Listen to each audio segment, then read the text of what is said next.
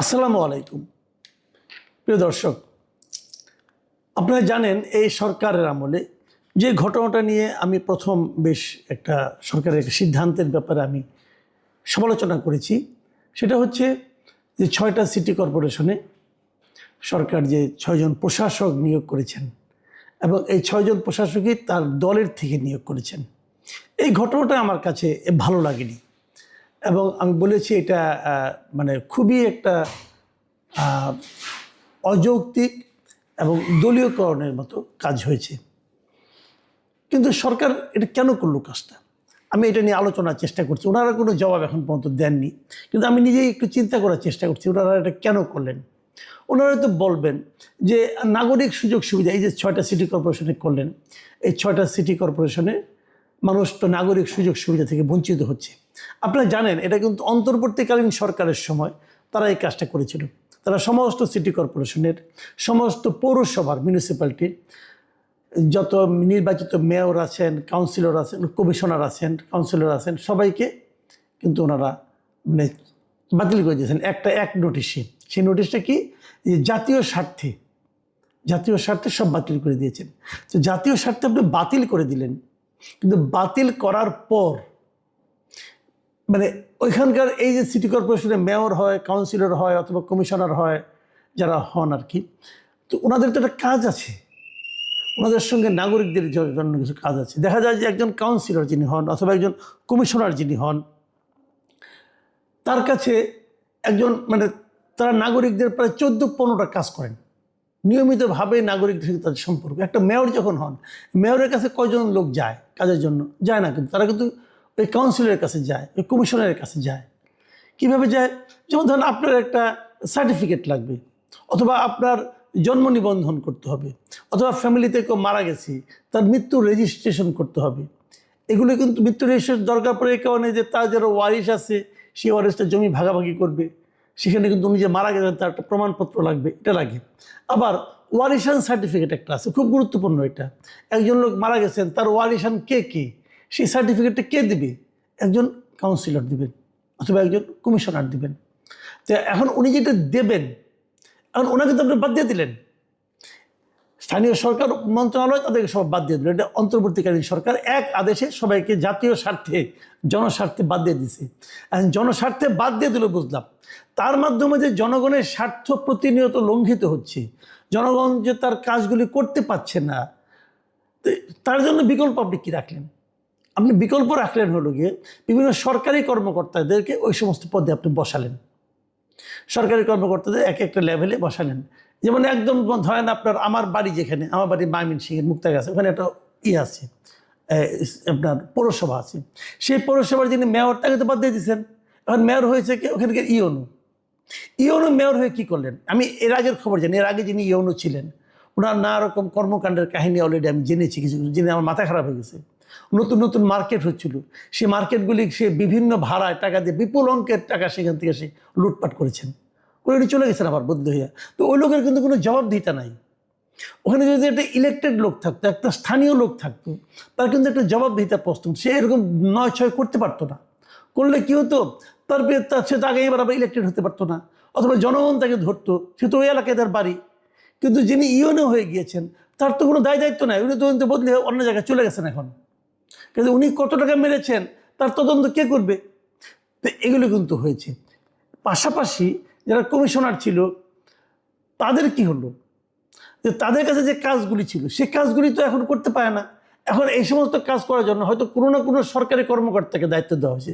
ধরা যাক একজন ইঞ্জিনিয়ারকে দায়িত্ব দেওয়া হয়েছে, অথবা থানা শিক্ষা অফিসারকে দায়িত্ব দেওয়া হয়েছে একটা ওয়ার্ডে, আরেক জায়গায় হয়তো থানা পশুপালন কর্মকর্তাকে আরেক জায়গায় দায়িত্ব দেওয়া হয়েছে। তো এখন ওই লোক তো ওই পশুপালন কর্মকর্তা সে হয়তো 2 মাস আগে ওখানে বদলি হয়ে গেছে। তখন উনি কি ওই এলাকার লোকজনকে চেনে? উনি কীভাবে তার নাগরিকত্ব সার্টিফিকেট দিবে? কীভাবে কী দিবে? দিতে তো পারবে না।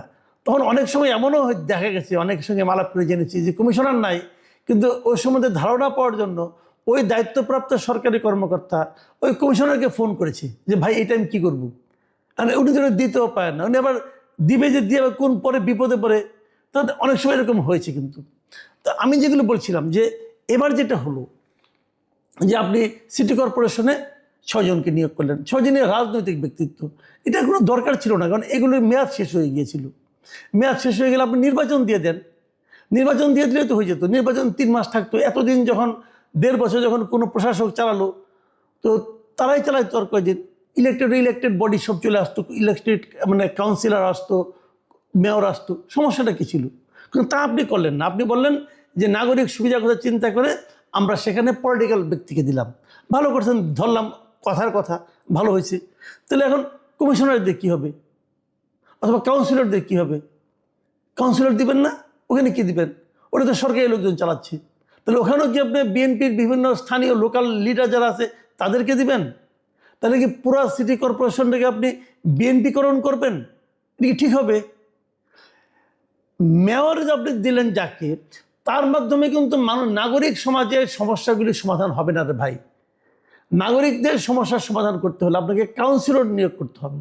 কারণ কাউন্সিলর যদি সরকারি লোকদের চালাতে পারেন, সরকারি কর্মকর্তাদের চালাতে পারেন, তাহলে মেয়র পারবেন না কেন? সমাধান একটা, সেটা হলো নির্বাচন দিয়ে দেওয়া।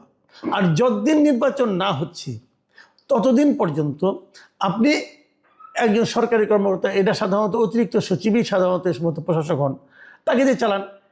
পাশাপাশি আমি মনে করি যে কাউন্সিলর পদে সেখানে সরকারি কর্মকর্তা দিয়েন না, বরঞ্চ কাউন্সিলরও তো পলিটিক্যাল না।